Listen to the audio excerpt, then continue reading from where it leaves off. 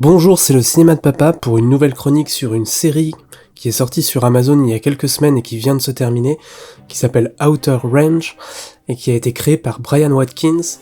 C'est une série assez intéressante qui raconte la rivalité entre deux familles à notre époque dans le Wyoming, aux États-Unis, et qui se disputent des terres pour conserver ou agrandir leur territoire, leur ranch. Et c'est servi par un casting vraiment bon, j'ai trouvé. Enfin, c'est vraiment la clé, à mon avis, de la série. Ça repose beaucoup sur les acteurs et les actrices qui la composent. Parce que la série, elle brasse beaucoup d'influences, beaucoup de choses, en tout cas, qui me font penser à d'autres séries, ou d'autres films d'ailleurs. Et c'est pas toujours bien équilibré, mais en tout cas, il y a vraiment quelque chose qui rend cette série très intéressante, et en tout cas on a envie de connaître la suite à chaque fois, donc c'est assez addictif. Donc ça raconte l'histoire de Royal Abbott qui vit avec sa famille, sa femme et ses deux fils, et sa petite fille, et qui découvre un jour sur ses terres un trou qui semble mener quelque part, je vais pas en révéler trop non plus, et son voisin, son rival de toujours, qui est joué par Will Patton, le patriarche de la famille Tillerson, qui essaye de racheter ce bout de terre et qui semble connaître l'existence de ce trou et donc y est fortement intéressé. Donc voilà, c'est un petit peu compliqué d'en dire et de ne pas trop en dire. Une jeune femme qui est jouée par Imogen Poots, qui se nomme Autumn, arrive sur les terres, demande à Royal de bien vouloir l'héberger, qu'elle puisse y planter sa tente. Il accepte, et en fait cette jeune femme s'avère être assez dangereuse, ou en tout cas elle semble connaître des choses par rapport aux phénomènes qui se passent sur la Terre, et donc elle devient plus ou moins l'antagoniste à un moment donné de la série. C'est une série qui en termes de réalisation est assez solide, qui arrive à planter une ambiance très particulière très vite. Ça m'a fait penser, un peu moins maîtrisé peut-être, à la série allemande Dark, qui est disponible sur Netflix et qui est exceptionnelle, que je vous conseille fortement si vous ne l'avez pas vue. Et ça me faisait un peu penser à ça sur la forme, parce qu'on est sur justement une ambiance assez lourde, assez pesante. Chaque action des personnages est très signifiée par la mise en scène, appuyée par les musiques, par une certaine lenteur, une certaine... une pesanteur dans la mise en scène. Je sais pas si c'est très clair ce que je dis, mais en tout cas voilà, la mise en scène va un peu dans ce sens-là. En termes de colorimétrie, voilà, il y a quelque chose d'assez particulier, un petit peu verdâtre par moments, mais à la fois qui souligne un petit peu ces couleurs qui doivent être celles du Wyoming. Et j'ai trouvé ça vraiment assez prenant, des partis pris assez sympas en termes de mise en scène. Je crois que la série change de réalisateur de temps en temps, que tous les épisodes ne sont pas dirigés par les mêmes personnes, mais en tout cas il y a vraiment une continuité visuelle à travers la série qui est assez cool. Et donc c'est plus en termes d'écriture que les choses peuvent se discuter par moments, parce que la série du coup nous présente... Alors je vais spoiler un petit peu, je vais mettre une alerte, vous pourrez revenir pour la partie casting après.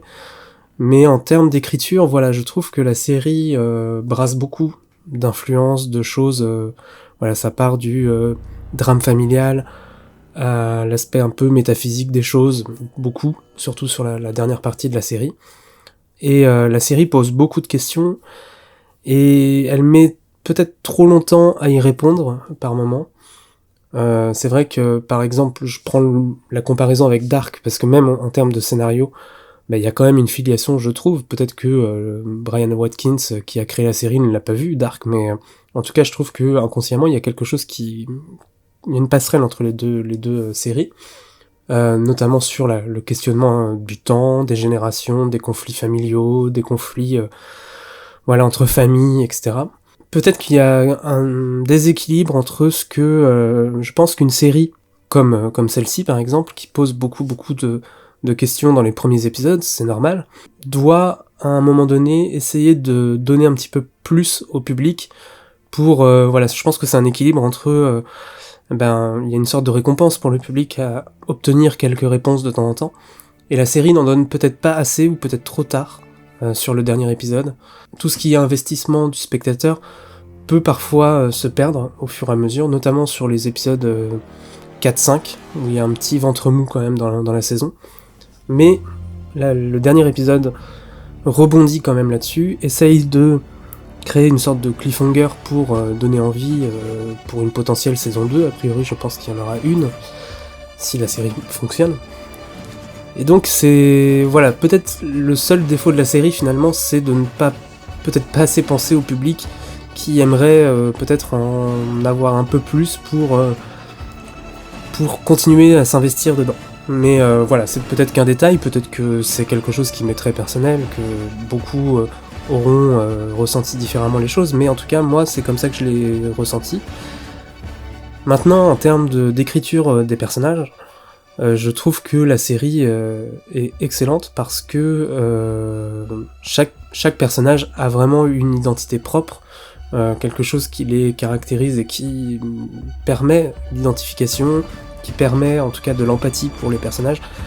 Que ce soit d'ailleurs la famille Abbott, qui sont les héros de la série, ou la famille Tillerson, qui sont plutôt les antagonistes de la série, finalement en fait on s'attache à tous parce que chacun a à la fois des qualités et des fêlures qui font que on les comprend, on comprend leur motivation.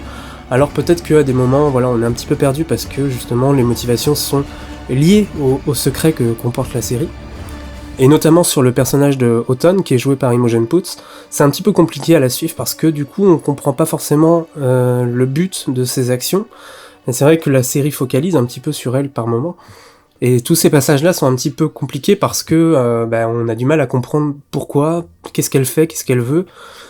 Et c'est peut-être le personnage le moins bien écrit finalement, alors que ça semble être la clé de voûte de narratif. Donc mais le dernier épisode corrige un petit peu ça, dans les dernières minutes. La révélation finale, une des révélations finales permet un petit peu d'expliquer rétroactivement les choses. Mais faut comprendre un petit peu, faut essayer de s'accrocher pour comprendre. Et c'est pas toujours évident ni agréable d'ailleurs de devoir ramer pour raccrocher les wagons. Mais en tout cas je pense que s'il y a une saison 2, on risque d'avoir de belles choses. Et une saison 2 pourrait tout à fait rehausser cette première saison avec une explication claire, quelque chose qui soit limpide en termes de contenu. Mais voilà, quelques petits défauts d'écriture, surtout sur la structure globale. Maintenant, des personnages hyper attachants, des familles qu'on a envie de suivre encore sur plusieurs épisodes. Donc vraiment, c'est pas parfait, mais ça donne envie. En termes de casting, par contre, on a vraiment toute une galerie, je le disais, de personnages, parce que chaque famille a plusieurs membres, donc ça permet d'avoir une sorte de généalogie comme ça dans ce village américain. Et donc on a la famille Abbott, dont Josh Brolin interprète brillamment le patriarche royal, qui cache des choses aussi. On comprend très vite qu'il a un secret, qu'il vient de quelque part, qu'il a quelque chose qu'il porte, et qui l'empêche d'être accompli comme personne. Et donc Josh Brolin le joue vraiment tout en intériorité, et j'ai trouvé que c'était quand même une très bonne interprétation. Josh Brolin, c'est un grand acteur. Moi, il m'a jamais forcément transcendé sur grand écran.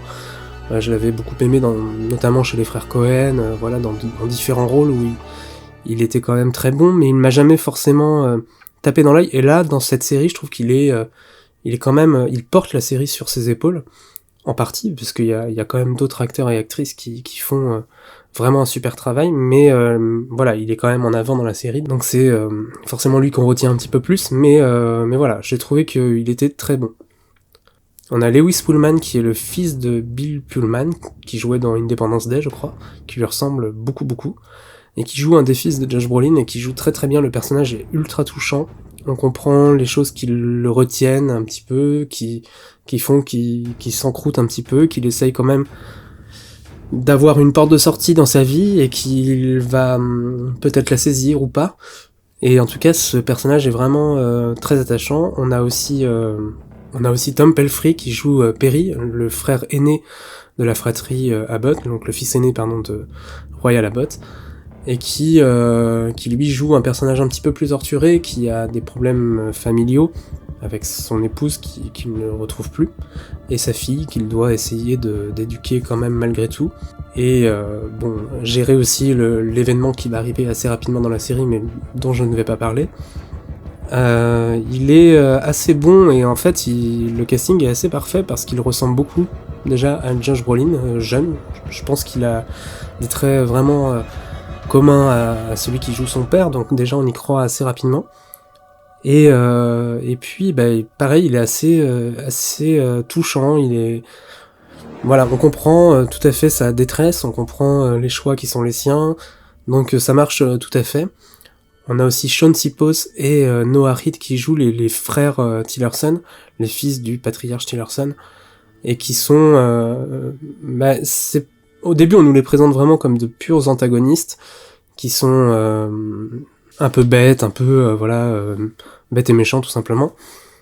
Et au fur et à mesure que la série avance, on se rend compte qu'eux-mêmes ont leur propre trauma, qu'ils ont leur propre fêlure qu'il faut pour eux exorciser.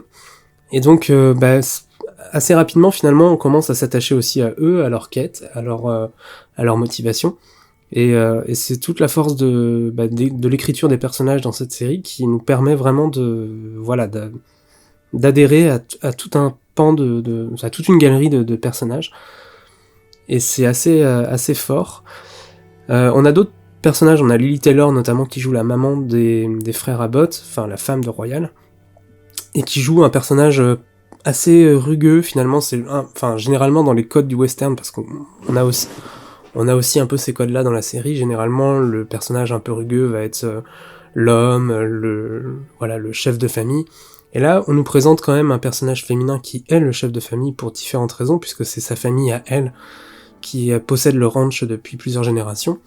Et donc on inverse un petit peu les rôles habituels dans les codes du western, dans les codes du film de ranch à l'américaine. Et pour le coup, elle le joue vraiment bien, puisqu'elle arrive à imposer une autorité, à donner le change complètement à Josh Brolin, qui est un peu dans une quête d'identité finalement, et du coup il s'éloigne un petit peu de ses responsabilités, et c'est vraiment le personnage de Cecilia, donc de la femme de Royal, qui tient les rênes du foyer. Et c'est intéressant de ce point de vue-là aussi, parce que c'est assez inhabituel dans le cinéma américain, dans la représentation, en tout cas de ces milieux. Et donc elle le joue très bien. Et on a Imogen Poots qui joue donc le personnage de Houghton qui débarque chez la famille Abbott. Là, j'ai un peu plus de mal parce que le personnage, comme je le disais dans la partie écriture, est pas très bien défini, enfin pas toujours très bien défini. La fin nous explique un petit peu plus les choses, mais j'ai trouvé qu'elle était un petit peu floue en termes d'écriture. Et puis en termes d'interprétation pure, au final, je trouve que Imogen Poots, et c'est vrai dans la plupart des films où j'ai pu la voir, j'ai un problème avec son interprétation, j'ai du mal à y croire. Et je dirais que c'est un peu l'élément du casting qui m'a sorti de la série. Et c'est un peu dommage parce que du coup son personnage va être tout à fait essentiel tout au long de la série et dans une potentielle saison 2. Et donc c'est un peu pour moi le point noir de l'histoire. On verra par la suite, mais bon, pour l'instant en tout cas, c'était pour moi la petite faute. Et on a aussi, pour finir, Tamara Podemski qui joue le shérif Joy, et qui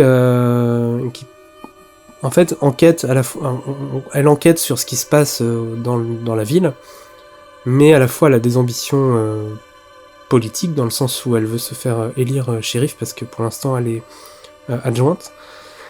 Et en fait, ces choix de carrière, en fait, enfin ces choix d'enquête sont déterminés par ses ambitions électorales.